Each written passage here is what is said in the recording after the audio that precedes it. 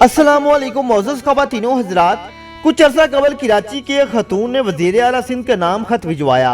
खतून ने खत में लिखा, मेरे खावत इंतहाई अलील हैं, ये हफ्ते में 3 बार डायलिसिस कराते हैं। इनका डायलिसिस माहाना टेस्टों, अद्वियात, इंजेक्शन और डॉक्टरों की फीसों पर 1,75,000 रुपए माहाना खर्च हो जाते हैं। मजीद वीडियो शुरू करने से पहले चैनल को लाजमी सब्सक्राइब कीजिएगा। हमारी दोनों बेटियां मिलकर ये अखराजात बर्दाश्त करती हैं, लेकिन अब इनके बस की बात भी नहीं। लिहाजा आपसे दरखास्त है, आप मेहरबानी फरमा कर मेरे खावंद के मेडिकल अखराजात का कोई मुस्तकिल बंदोबस्त कर दें। खतून ने आखिर में लिखा, मेरे खावंद मेरे घर में रहते हैं और ये घर मुझे मेरी वालदा ने दिया था।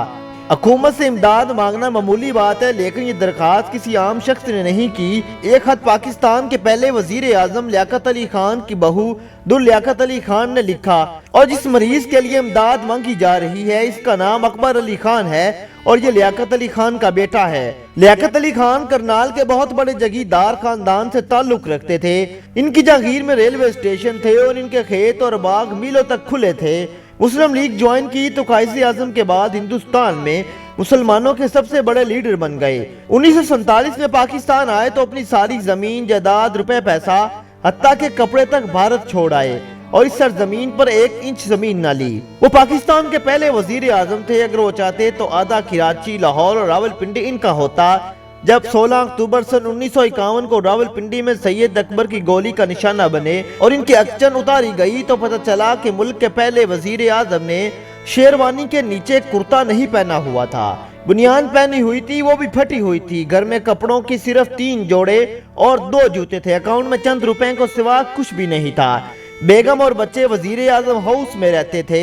ख्वाजा नाज़मुद्दीन वजीर आजम बन गया। ये इसके घर में आए तो पता चला कि लियाकत अली खान की फैमिली के लिए पूरे मुल्क में कोई घर मौजूद नहीं। सवाल उठा, ये लोग कहाँ जाएंगे। लिहाजा ख्वाजा नाज़मुद्दीन ने बेगम राना लियाकत अली खान को हॉलैंड में सफीर बनाकर भेजा और उसके बाद वो इटली में सफीर बनकर रही। ये वापस आई तो जुल्फकार अली भुट्टो ने इन्हें गवर्नर सिंध बना दिया। खान लियाकत अली खान और बेगम राना लियाकत अली खान पाकिस्तान की खिदमत करते करते दुनिया से उठ गए। इन्होंने पाकिस्तान को दिया बहुत कुछ, लेकिन लिया कुछ नहीं। अपनी औलाद के लिए कोई जमीन जायदाद छोड़ कर नहीं गए। और आज इनके साहबजादे अकबर अली खान अपनी बेगम दुर लियाकत अली खान के घर में रहते हैं और इनकी हालत ये है। इनकी बेगम अपने बीमार खामद के इलाज के लिए वजीर आला सिंध को खत लिखने पर मजबूर है। मुल्क के पहले वजीर आजम के साहबजादे और बहू हर माह 1,75,000 रुपए अफोर्ड नहीं कर सकते। ये खान लियाकत अली खान के मुल्क में अपने डायलिसिस का खर्च पूरा नहीं कर सकते। सोचते हुए शर्म आती है कि जिंदा कौमें अपने बुजुर्गों के बच्चों के साथ यही सलूक करती हैं। और आज के हमारे सियासतदान, जिनके बच्चे भी बाहर वो भी बाहर, कुछ हो जाए तब भी बाहर, कुछ ना हो तब भी बाहर।